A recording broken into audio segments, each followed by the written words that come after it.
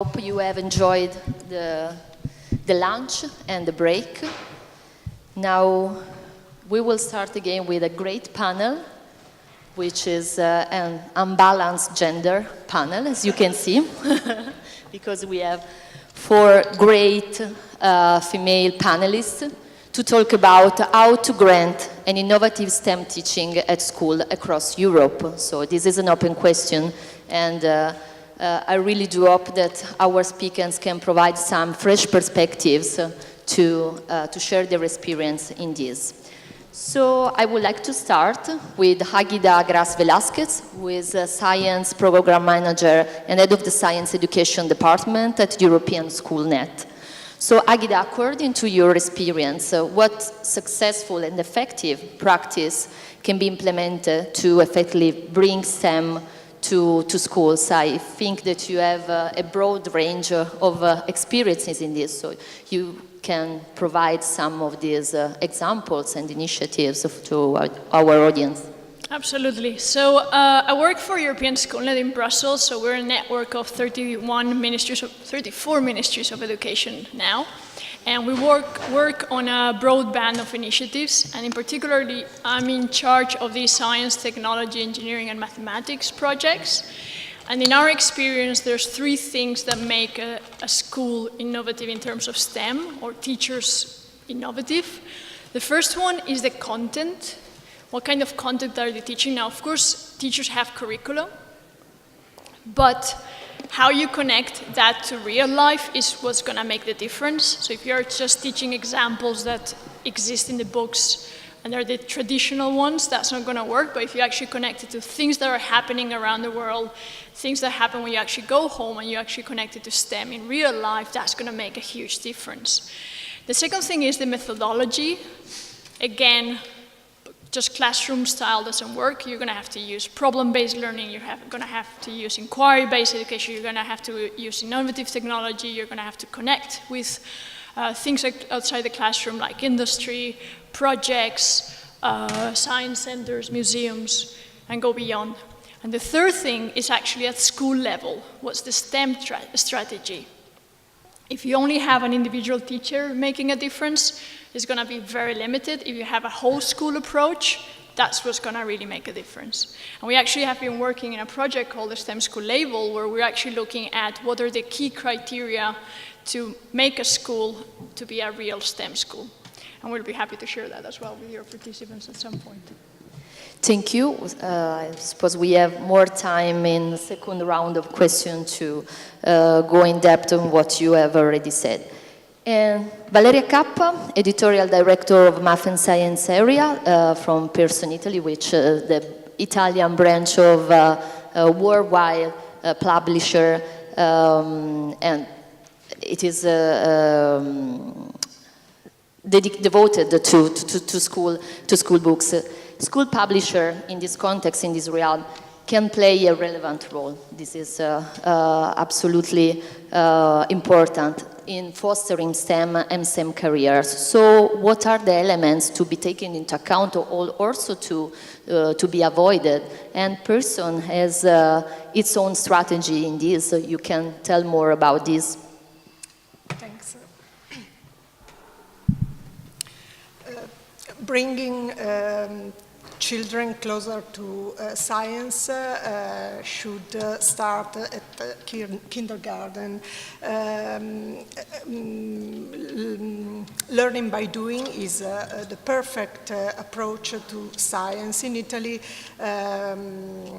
only in primary and in lower secondary school, this method was adopted. When students arrive at upper secondary school, there is a mandatory curriculum which demands they learn abstract concepts in preference to a practical approach. This is probably where we lose our future scientists. Students lose interest and passion for science. We must firstly teach children that science permeates our everyday lives to improve their skills of analysis and observation, to develop a critical spirit, to become more conscious citizens. Students need to study science irrespective of their future careers. It's fundamental, it's important. These course books based on real life and rich on interdisciplinary ideas should probably offer the key to better understand abstract concepts that they found when they arrive at upper secondary school. Science has an important place in the classroom. However, it is fundamental that for a student's personal and cultural development, it's fundamental that they interact with science outside the classroom, going to, for example, going to visit a research center, to visit museum, scientific museum, to go to theater. In this situation, what role does Pearson play? Pearson is a publishing company and produces educational course books and learning materials of the highest standards, first of all. And then, thanks to many partnerships with authoritative bodies and institutions, make effective, make a concrete contribution to realize initiative and innovative project around the territories. I can give you some example of activities we carried out. We have carried out in the past 2 years. We had a partnership with Teleton for the production of a virtual genetics laboratory with the company leader in robotic, Comau, with the diffusion of licensed robotic in the school, not only in Italy, but also all over Europe, in other countries where Pearson is present. We organized a webinar for teachers led by important scientists. We organized webinars for students held by young researchers to better connect the school with the real world, with the future careers for the students. We realized a specific website in science, a science factory called, through which we provide materials for professional development for teaching, for teachers, but also for students. In the university, we introduce some new platforms, My Lab and Mastering, to introduce new way of teaching and learning also. We also organized a visit in the research center, for example, in Milan at IFOM, in a specific biology day, so-called this opportunity, and other visits, for example, to the CERN in Geneva for physics laboratory. And we think in Pearson that it's important to have a lot of partnership with authoritative institution to introduce better innovative projects in the school. Otherwise, it's hard. Thank you. And Maria Xanthoudaki, Director of Education of the Center of Research in Informal Education at the National Museum of Science and Technology, Leonardo da Vinci, here in Milan.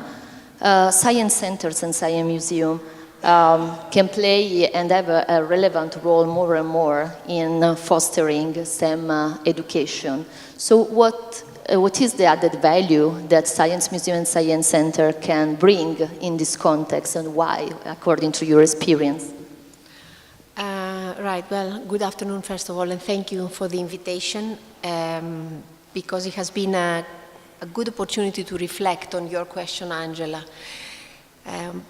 I feel that I can speak, of course, on behalf of my museum, which is here in Milan, and it is the largest science and technology museum in Italy, but also, if I may, on behalf of the network of science centers and museums, which puts together about 400, 500 institutions across Europe and beyond.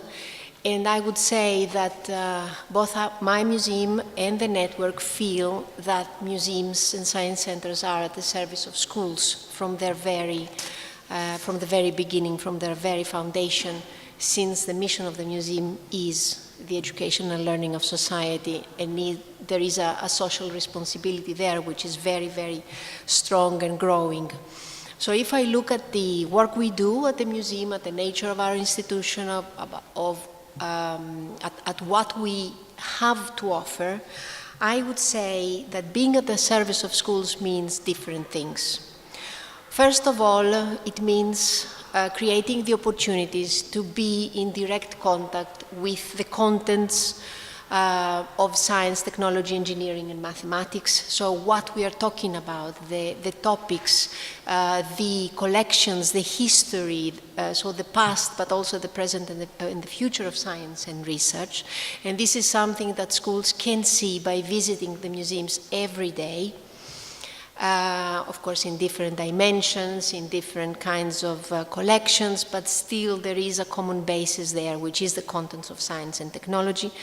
And there is also opportunities to reflect on the social context of science and technology. So we're not talking only about objects, we're not talking about phenomena only, but we also talk about the history and the social context in which science and technology are born, and also the people that are involved in the scientific process.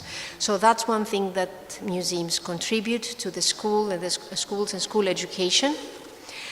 The other thing I would say, looking especially into museums as places where we talk about the future of science and research, there is in many, many occasions that museums work in creating the context for dialogue and debate between the scientific community, so researchers themselves and scientists in person and the citizens. So there is an important opportunity there that museums are grasping and are exploiting, because this is something that does not happen very often.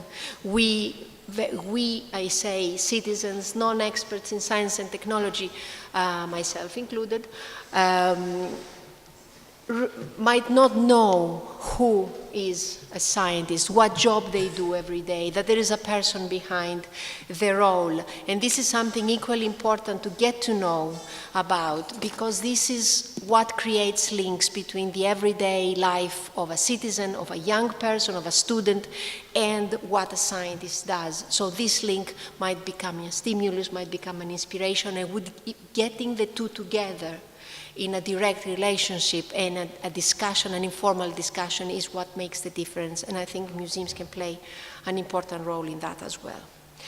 Third, I would say that science museums and science centers do contribute a lot in the professional development of teachers.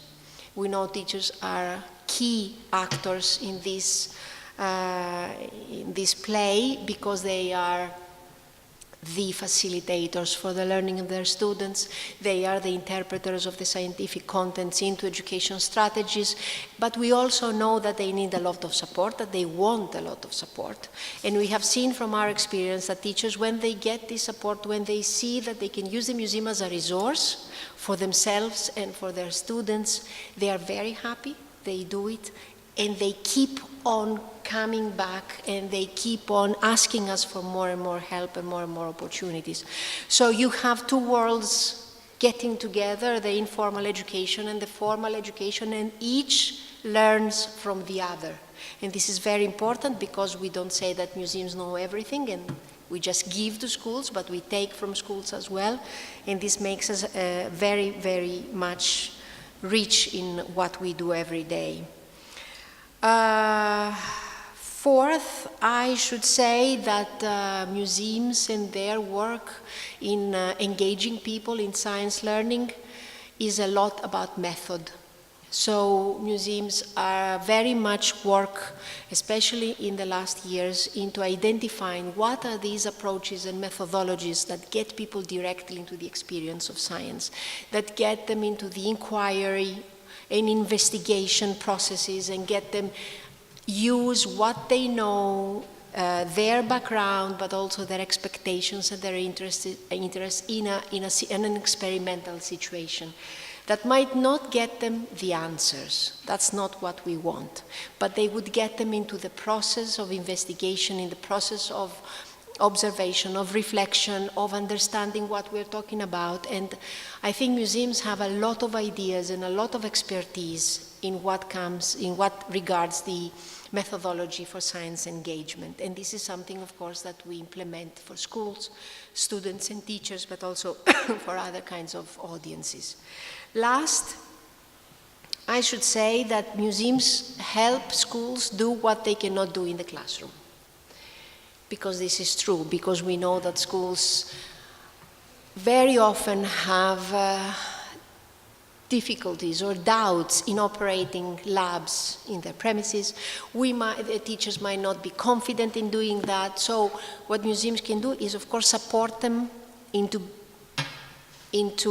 their work in the class, but also they are an environment, they are a space, a place that offers more of content, more of equipment, more of materials. So we don't want to take the place of schools, because that's not their role, and that's not our role and not our mission.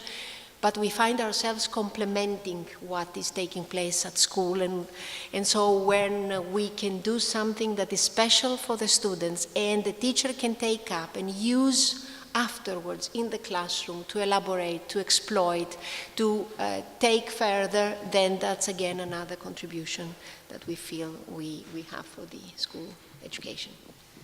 Thanks a lot, Maria. And now Bruna Marini, who is co-founder and project manager of an Italian startup called Ulisse BioMed. During this day, during this final conference of the STEM4youth project, we have talked a lot about practices to foster STEM informal and formal education pathways at secondary school. But what happens once a student has decided to embark on a STEM university course or degree?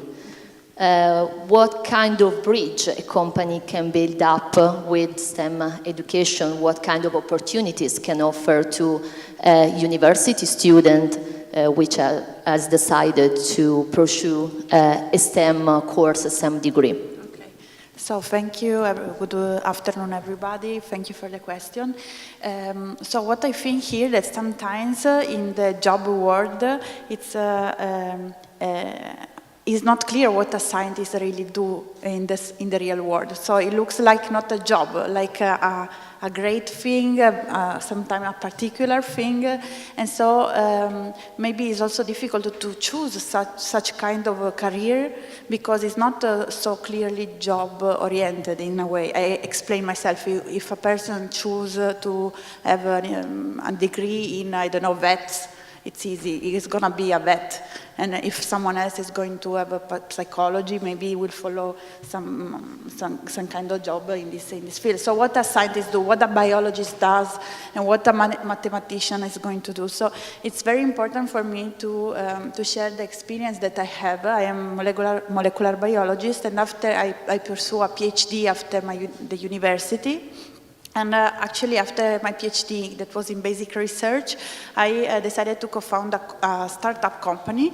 So I fundraised what we needed to start a lab, and we are currently developing a diagnostic test. So that's our mission. And what I would like to say that, like our company, should support always young people that wants to be part of the science and development, the research and development of a new idea, new concept, because this is really essential. This is built by concept and technology and engineering, and a smartphone is the fruit of the science, basically. And everybody uses this. And when one goes to have a medical analysis, is full of technology, full of science. So young people and their enthusiasm and their energy can really make through STEM an impact on everybody's life. That's very important. And through a company, we can create the resources that allow you to do it. So transforming the idea into something that can really be in the world, can be used, can be helpful, whatever. So I mean, to me, the company really needs to support the young people in becoming scientists, active scientists, also on this side. Thank you, Bruna. Àgueda, starting from or stemming from what Bruna has already said. In your experience, what is the perspective and also the preference of the companies in being involved in this kind of processes in STEM education? It's easy to reach companies and to convince, let's say, them to embark on this kind of approaches.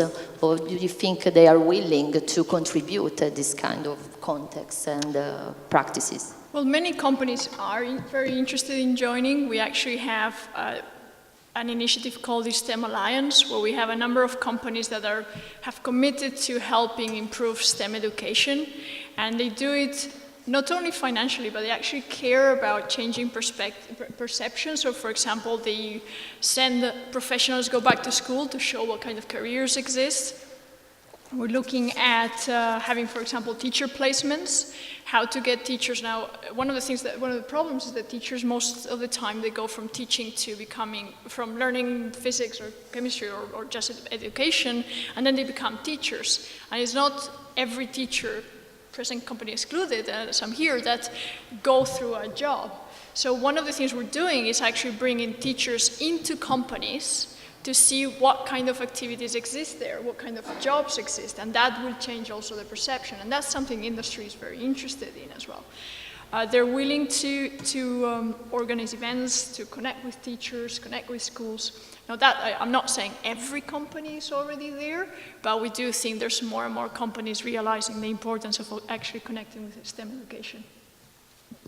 So there are not all the companies, but there is a good commitment from the companies. I would just say that we're looking for more, of course. Yeah, definitely. Bruna, school books. I'm sorry. Yes, Bruna. Oh, Valeria. Sorry for this mistake. Valeria, school books mainly deals with formal education, because of course the school books is obliged to follow this kind of rules, this kind of pathways of formal education. So where is the space to include some informal education practices and pathways for maybe You have space in the website opportunities, as you said, or multimedia materials that supports the school books that you produce. You can provide some examples of this? Yes. We introduced 3-4 years ago digital asset and digital materials in our editorial project in the school. This is a great opportunity to introduce a new way of teaching and learning, but school in Italy, probably not only in Italy, but I know very well the situation here, is not so flexible to receive the innovation for a lot of reasons. Not enough time, teachers are afraid of not to be able to conduct a lesson in a different way. We are convinced that this is the road also for the future. So Pearson is involved in a strong production of digital materials.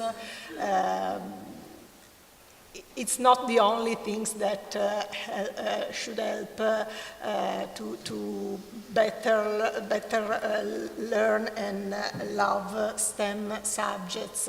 As said before, the colleague, it's important to go out of the school to participate to different projects in museum, not only there, but I, for example, think that it's important to exchange experience across the Europe, across the country in the Europe, also to improve and practice the English language, not only English. This is probably a dream at the moment, but we have to believe that it's possible in the future, especially with the new generation of students, but also of teachers. Yes. Thank you, Maria. How is it important to be in a European network of science centers and science museums? This is an opportunity to exchange best practices, ideas, experiences, so this can improve your daily work. Well, working with other people is important to start with, and it is a requisite that by now we cannot do without. So before getting into the European level and comment your question, Angela, I should say that even in the local level, you need to have your partners and your points of reference. I see Isabella in the first row, and I think of the School Authority of Milano and the School Authority of the region of Lombardy, and I see there that a key player that you cannot do without. And that is very important because what you want to do needs to be, if you like, useful, but also interesting and suitable to another context if you want it to have a strong impact and to last and to have a sustainability. And of course, if you take this at European level, it becomes even more important because there you see a common objective becoming larger and becoming stronger, and you know that you and thousands of other people and hundreds of other institutions work towards a common cause. And this is the first very important thing. And this is why one needs to belong to a network, but also there is the learning component as well. And you learn from your colleagues, they learn from you, hopefully. You get to discuss your projects, you get to discuss what the research, the most recent research says about your field of work. You exchange good practices, you exchange ideas, you steal good ideas from others, you copy them, which is a good thing, and you take maybe a step further their work and they do the same with yours. So yes, belonging into a network, but also I should say being part of European projects is a very important learning experience for professionals like us that have a role in the education and learning of society. So yes, we cannot do it alone. Thank you. Bruna, sorry again for the mistake before. Of course, you have a startup, research-based startup, and you need people, employers with a solid scientific, formal background. But do you think it's important also that this kind of people, these employers in your startup, need an informal education on creativity to think out of the box, and so also maybe in the university course you need to have this kind of courses, pathways and process in order that the students, once they become employers, can take this kind of approach on creativity and thinking out of the box to be used also in the job market. Okay, thank you. So I definitely believe that there should be space for creativity. So it's very important. We have a very good culture in Italy with very good universities and a very good study approach. So that's the root of science and technology, to know all the basics, know how to apply the rules, to study and to be prepared. So this is essential, but it's not not always in the university. I found that there is a crosstalk between different fields, and this is really when different people go together and start to speak different languages, they can learn different things, and they can maybe develop something that is really disruptive. So I make an example. We're working about biosensors, so it's a very a limit between different disciplines. So there is physics, there is chemistry, there is mathematics, there is biology, medicine, the medical doctors. And if you start talk each other, we will learn a lot of things. And sometimes in the university, maybe one is focused only on one sector, or there is less space for interactions, or is not suggested, because maybe you can do, but of course a person in the university is focused on studying and attending classes, etc. So I think that this kind of workshop that put people together and also on different topics is very, very healthy for the future development, both on personal careers, so on personal growth of the people that can experience these different fields, different skills, but also for the society, for citizens, because we will have people that will be more prepared to interact with different people. Thank you. If there are some comments or questions from the audience to the four panelists, now it's time to raise your hand.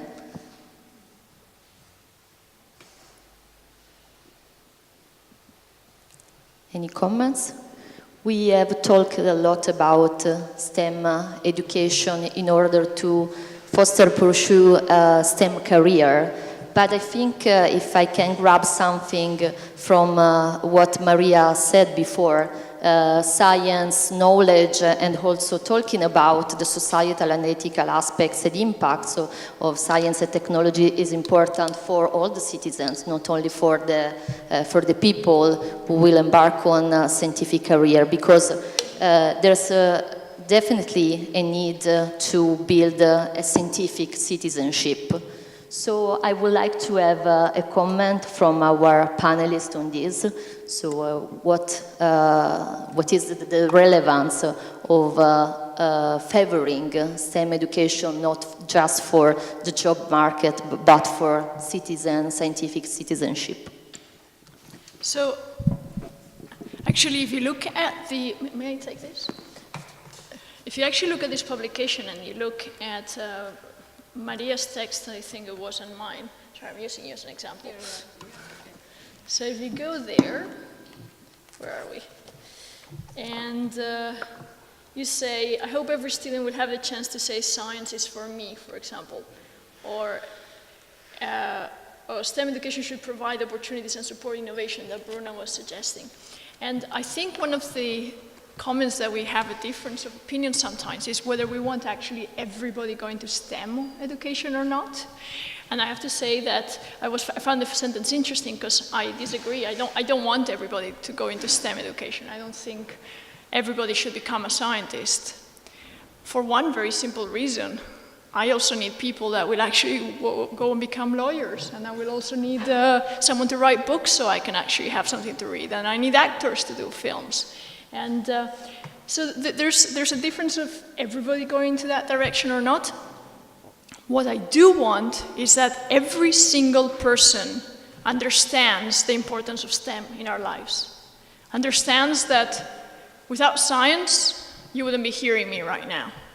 Without science, we wouldn't be seeing things. I saw some colleagues of some of the students this morning in the hotel. Without science, you wouldn't have the breakfast.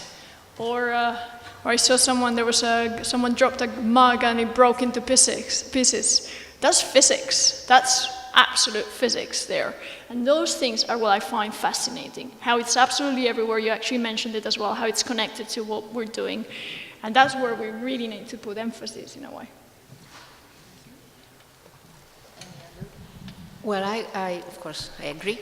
And I say also that we love poets, we love philosophers, we love artists. And if you think about it, there is a scientific dimension in their job as well as there is a creative dimension in the world, in the job of a scientist. So let's not divide the two. But I think we should see all of them as complementary in the development of our knowledge and understanding of the world. And I would repeat what Àgueda says, we need to see and be very, very conscious and aware about why science is important in our lives, not only because we would not eat breakfast, very important, see or hear, but because look around you what's happening. Look at the story of the fake news. Look at who's leading, who's not leading, who's having opinion, who's not having opinion. And we want people to be informed, to be aware, to be sensitive very much about how things are being communicated, who is authority, who is not authority, who is an expert, who is not an expert. And we want every citizen to have an opinion, but which is a founded opinion, is not an opinion that comes out of an impression, but it is based on facts, if you like, on empirical evidence, on research. It has to be an opinion that is informed and conscious, and this is very much the role of science in society. And this is why we need never to forget why science is very important. And it's a matter of scientific thinking and attitude towards science. Is not becoming a physicist or a chemist or an engineer or a mathematician, which is of course very important, but I agree, we don't want everybody to become that. We want, though, everybody to have a scientific mind and to have the scientific method as their way of looking and understanding of the world. Any other?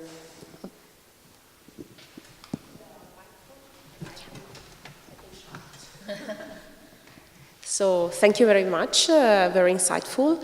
I have a particular question on museums, because I was connecting with what we said this morning. I know that you were not here, but anyway, we were speaking about the problem of the gender gap in STEM world and the fact that it's very difficult to address girls because they respond much less on the trials that everybody's doing in order to balance the situation.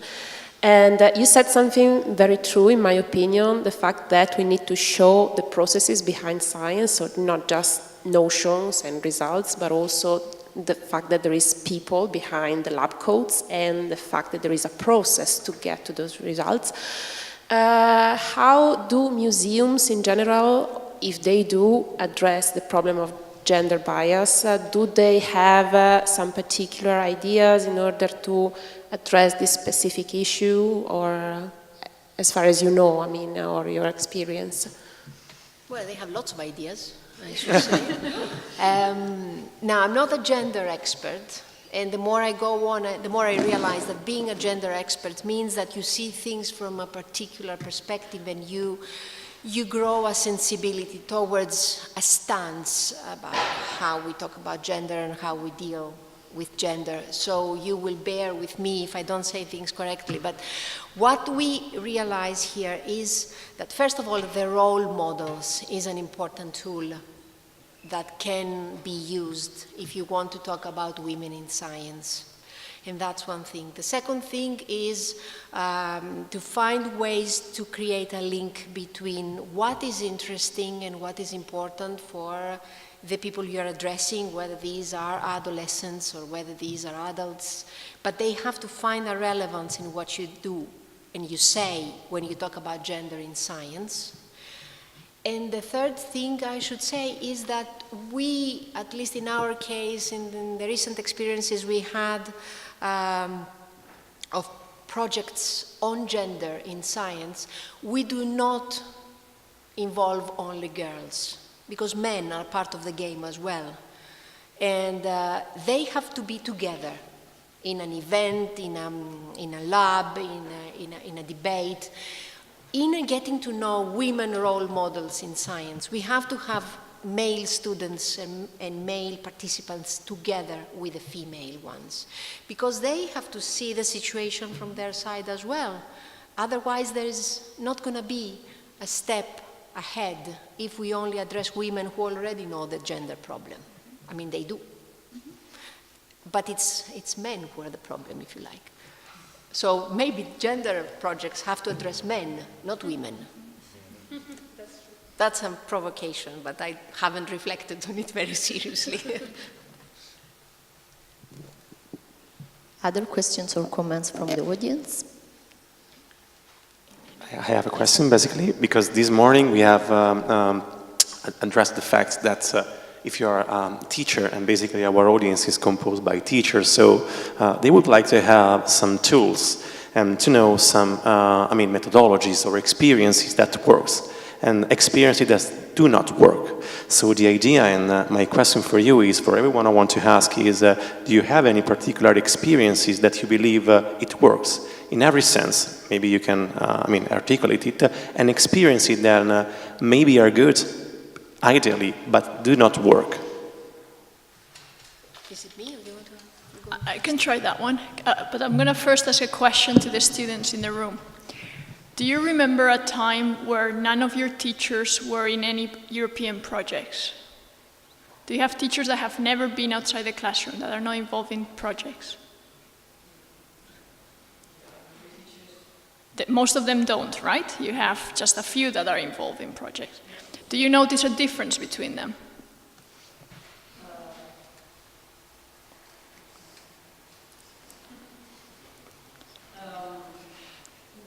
There's a difference between someone who is teaching because he is work, and someone who is interested in teaching you, not only because he is receiving money or because of that. So there's a huge difference between teachers that are motivated and want you to learn and want you to create and want you. Exactly, that's the key word, motivation. So one of answering as one thing that I've noticed, in a way, and I do represent, I've been involved in numerous projects. I do represent Scientix, where we actually take care of hundreds of projects across Europe. We make sure that the information is there. To be honest, I don't care which project it is. What I care about is actually the teacher going outside the classroom, learning about anything different, whether it's in a science museum, it's actually innovative teaching materials, it's going to research. The moment the teacher goes out and knows about something else, goes back to the classroom with a lot more initiative, a lot more motivation, and that's what makes a huge difference, the motivation aspect. Well, from our experience at the museum, I should say that the approach to training, to professional development of teachers is the key thing. Because you don't want to offer a recipe to the teacher. Do this in your classroom. I describe it in detail and you just follow the instructions. But you want to create the conditions so that teachers experience what you want them to do with their students. So they should do what they will ask their students to do. And this is one thing that we have found that makes the difference. So training meetings and workshops and training courses for our teachers start from the first principle is that we work with small groups in experimental situations, and we start by addressing the teacher as learner, because the teacher is first of all a person with their own knowledge and expectations and feelings and experiences, and they are museum visitors, if you like, and they are citizens. So that's what we work on in the first place.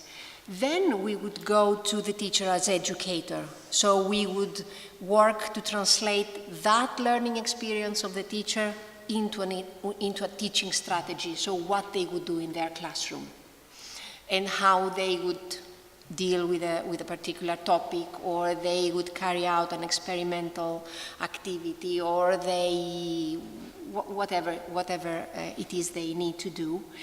And third level, you will work with the teachers as reflective practitioners. So they need to reflect on what they do, why they do things in a certain way, why we're adopting this methodology and not another one, and what kind of impact it has on their own learning and on students' learning. So there has to be this triangle.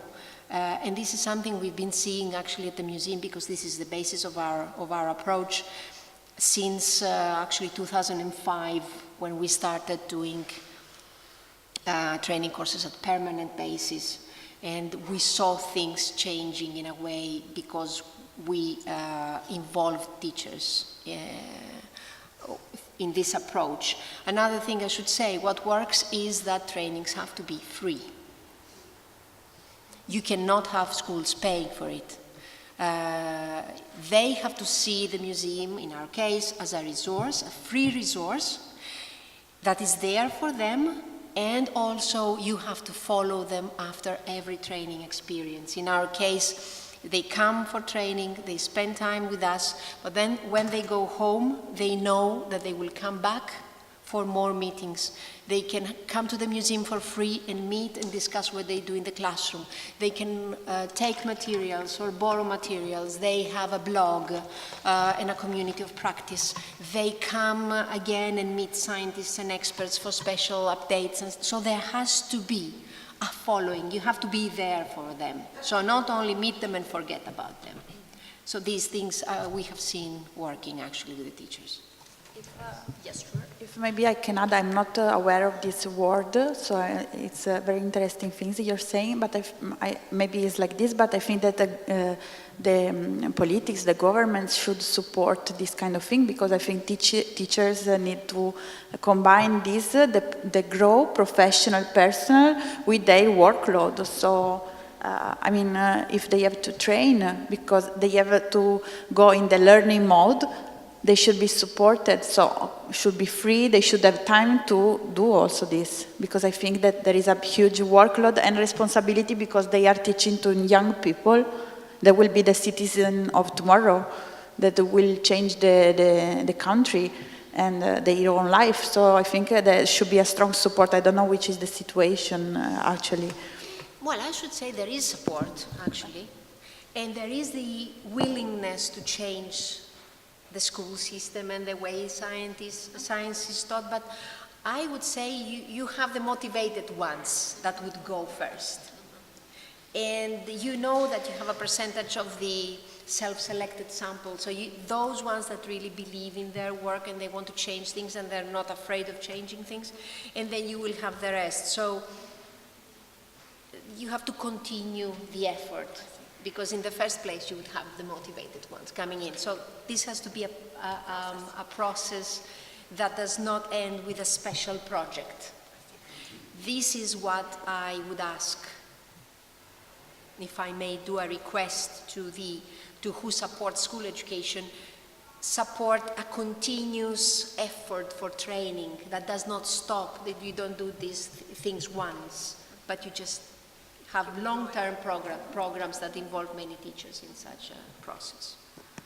So there is a need to support a sort of coalition of willing, but also to work also to the rest of the school teacher in order to provide the possibility to learn from the others and also to be engaged in this kind of process.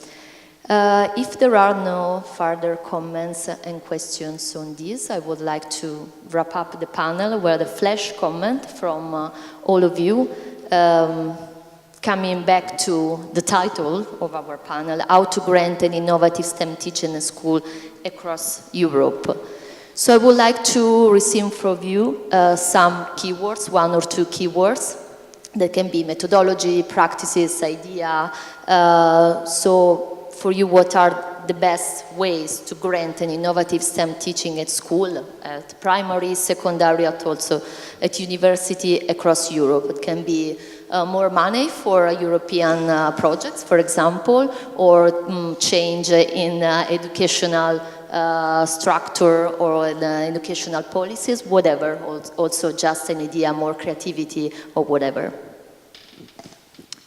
Okay, if I have to say a few keywords, I would say STEM strategy. I would say it has to be at school level, not only at individual level, but whole school have an idea of what they're going to do, how are they going to do it.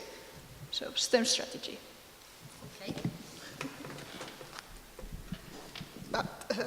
First of all, some change from the government in the school, in the curricula, in the structure of the lesson, but probably it's not so easy to apply. For us, it's important to increase the number of partnerships with authoritative institutions. It's important to have a strong sponsor for an innovative project.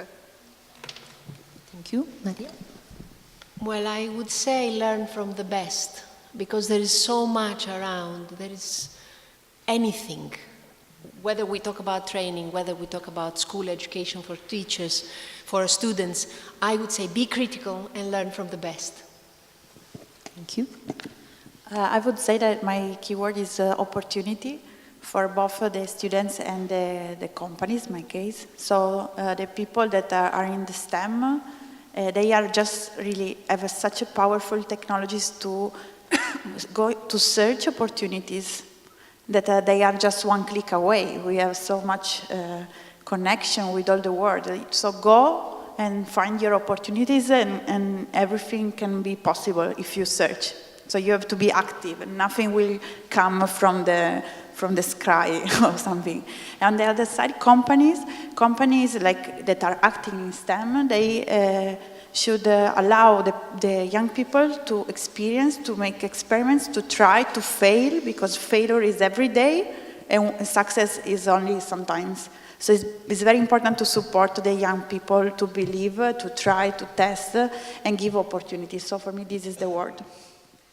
Thank you very much. I would like to thank Àgueda Gras-Velázquez, Maria Xanthoudaki, Valeria Cappa, and Bruna Marini for their insightful perspective and opinions.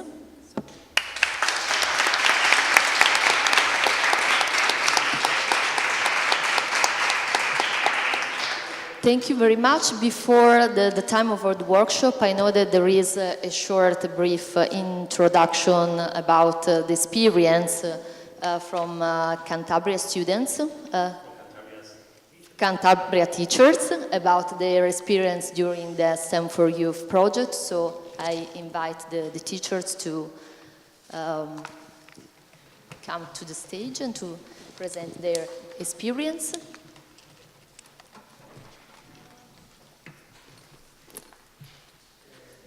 If we have them. Hello. Yeah, it's very important. First time, I'm Arturo Bravo from Cantabria. I come from Cantabria, and I teach in a high school, in a public high school in a nice town in the north of Santander named Santa Maria Callón. I have a guest room in my house. You are invited, not all together, please. And well, anyway, the point is how to make our students want to develop STEM projects. And the word "want" is a key word, so please pay attention to it. Well, the first thing I would like to say is that I'm not a science teacher. Excuse me, my voice is blim, blim, blim, blim, yes? Or is the microphone? Or perhaps I'm a little nervous.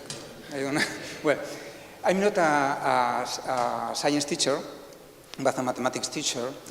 And I'm not an expert in most of science projects my students are interested on. So when a team of students come to me and said, Arturo, we want to work in the epigenetic project, the first thing I thought was, oh my God, I don't know a single word about epigenetics. I can't allow them to work on it.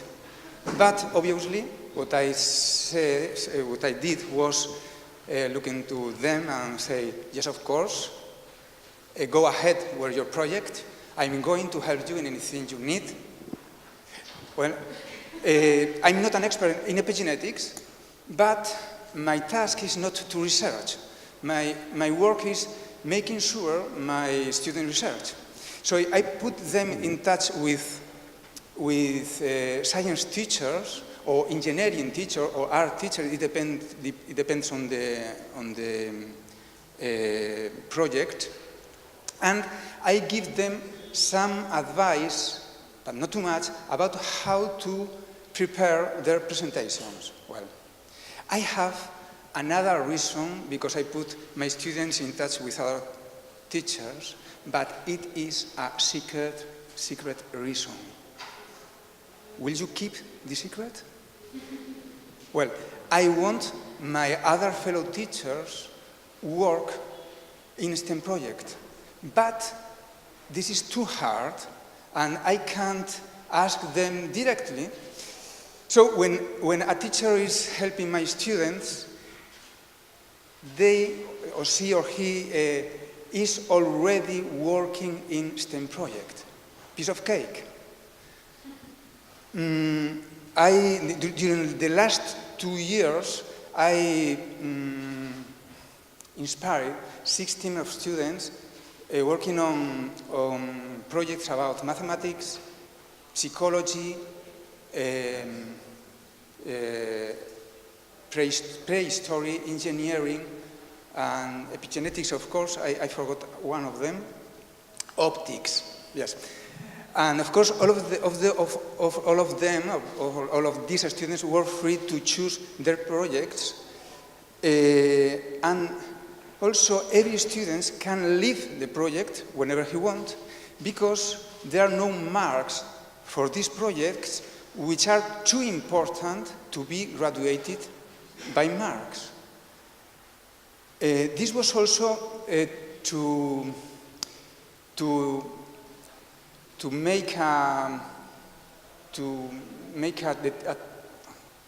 inspire teamwork, and at the same time to eliminate any competitive spirit, thus creating a more task-oriented approach.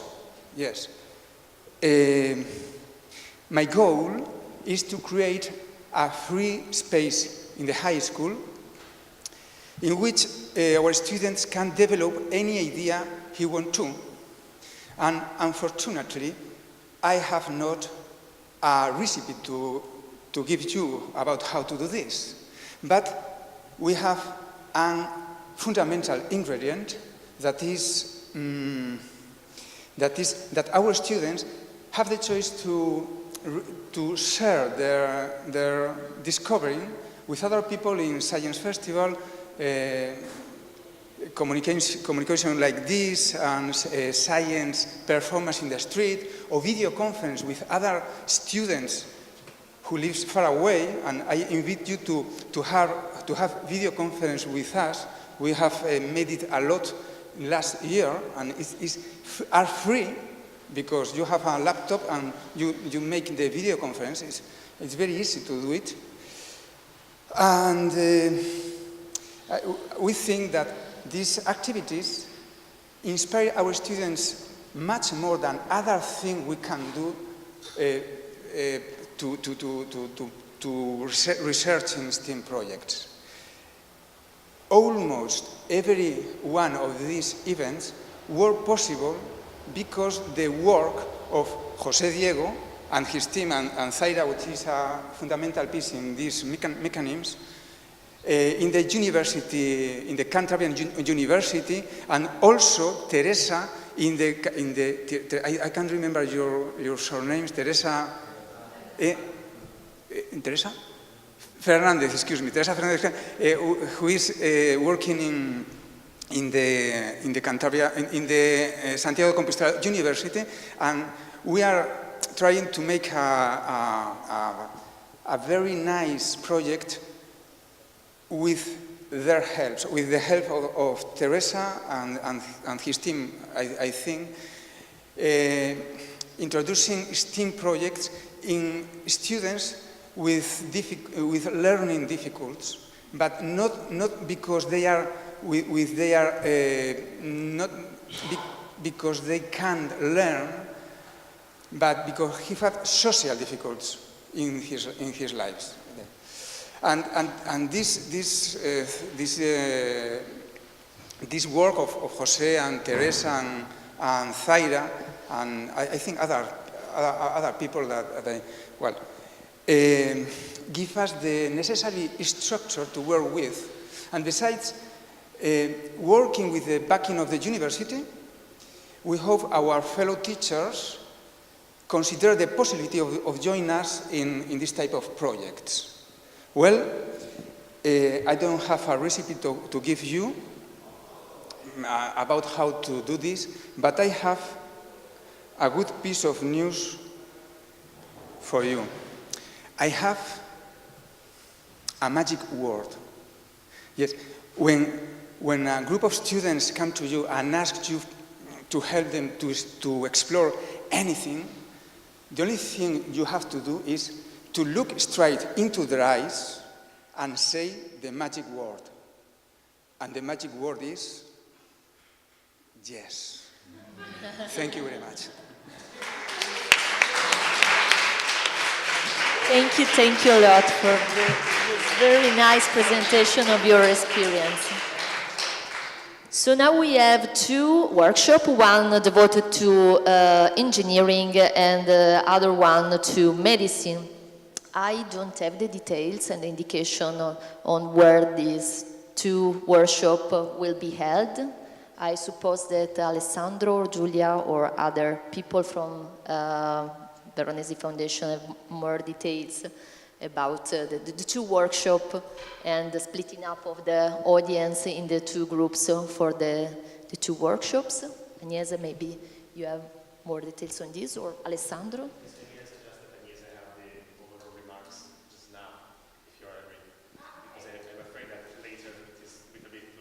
Okay, so Agnese, I leave the floor for...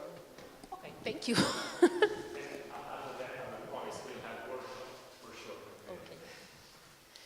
Okay.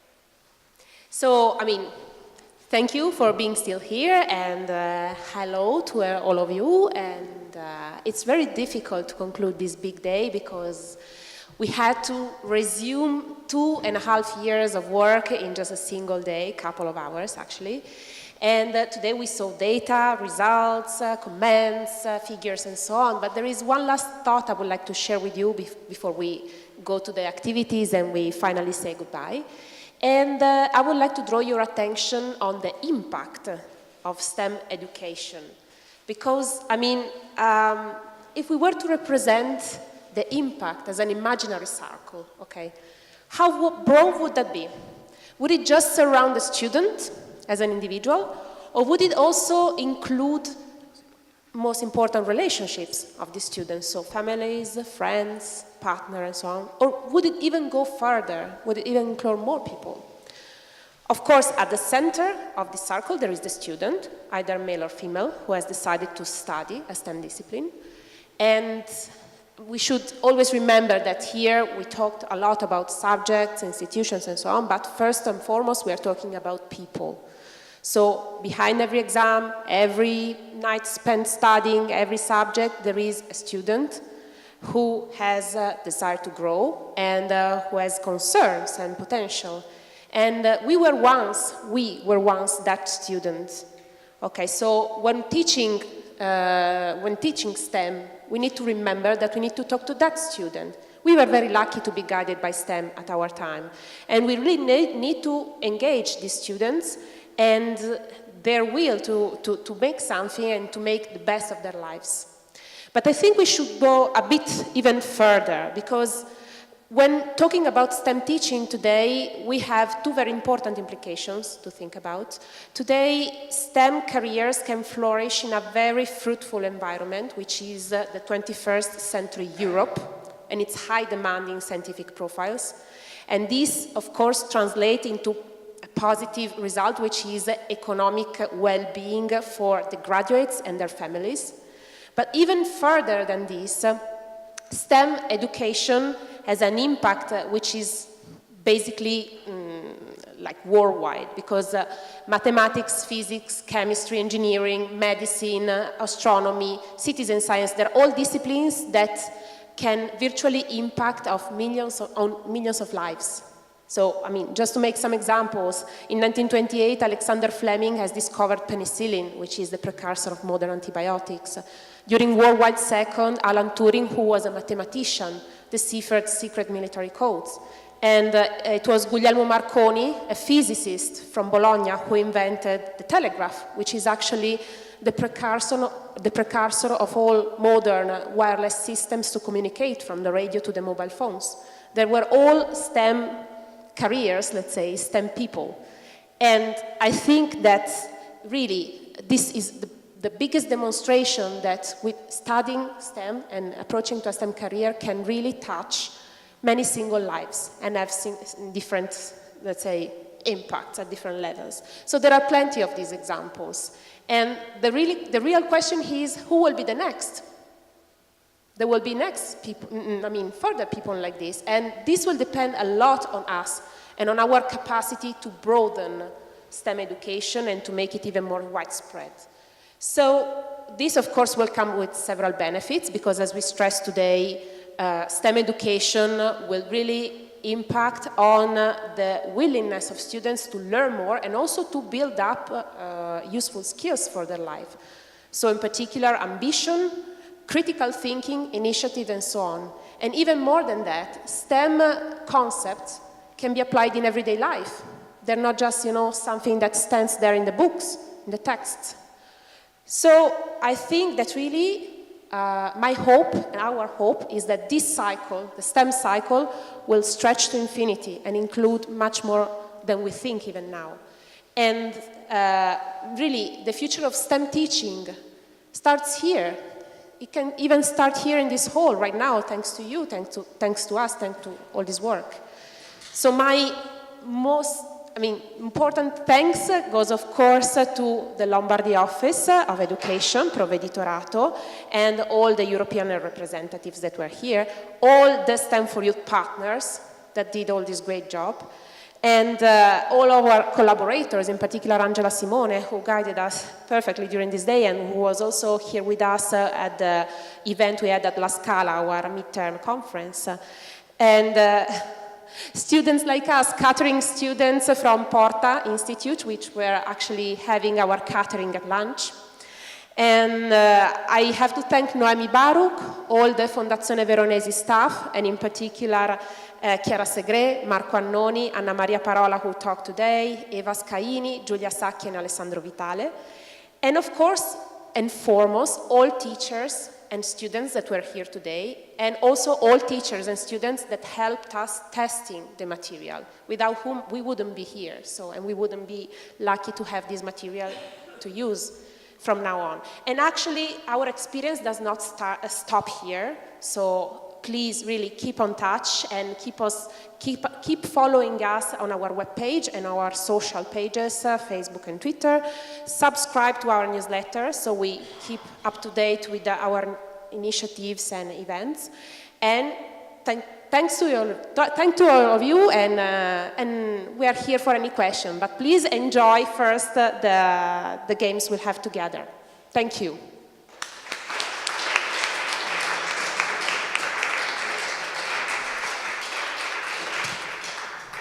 So Alessandro. Yes, just to be clear, for anyone who wants to join the engineering workshop, you have to go basically out of this room and just the right side. So you can also enter from these brown tents on the right. For the medicine workshop instead, left side, so the fourth door. And I will also ask to our colleagues if you want to join. And also I know that Cantabria student has some presentation, but after that, if you want to join our workshop, we will be happy to have you. So please feel free, okay? And see you in the next hall. See you.